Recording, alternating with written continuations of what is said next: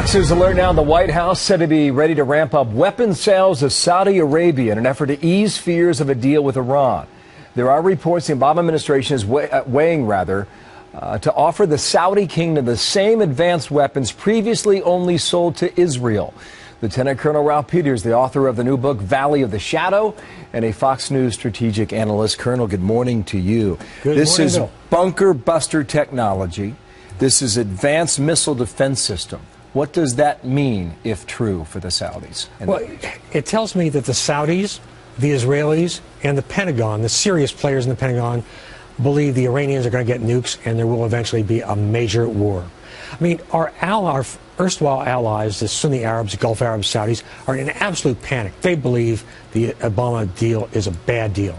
The Israelis believe it's a bad deal.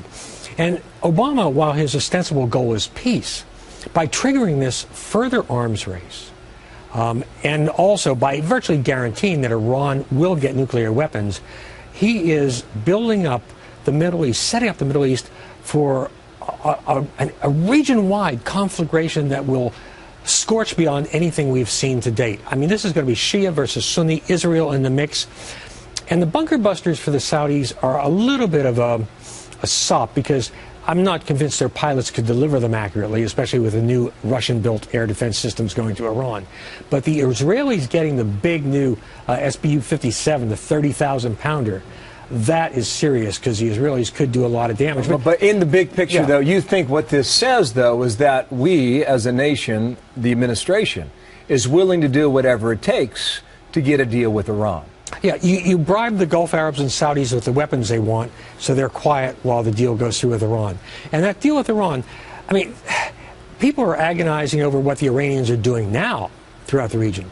Once that deal is signed, even if the U.S. Congress blocks our part of it, once the deal is signed with the Iranians, suddenly the sanctions around the world are lifted. People pile in to make money. It's a gold rush. Iran is rich, and a rich Iran can do more damage than a poor Iran. There is no question about that. There is an arms race right now, and you can see it play out day by day. I wonder how concerned the Israelis are. I wonder what Mitch McConnell is going to do this week in the Senate, along with Bob Corker from Tennessee.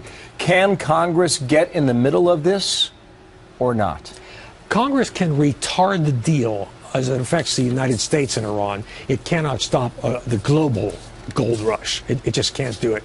But, you know, Obama and the Iranians together have done something we would have thought was a miracle once, and that was bring the Saudis, the Gulf Arabs, the Egyptians, the Israelis all together in a relatively overt alliance against Iran. Wow, that's a remarkable statement. Your new book is called Valley of the Shadow, and I don't know if our audience knows, but you're not only a terrific writer, but you can speak about the Civil War history in such an eloquent way. And I want to ask you about the book today and what you write that applies to what we're watching play out before us. Well, it applies very directly in that the media and the left have conditioned us to think that war can be waged with zero casualties. Bill, we just agonized over 2 aid worker hostages accidentally killed.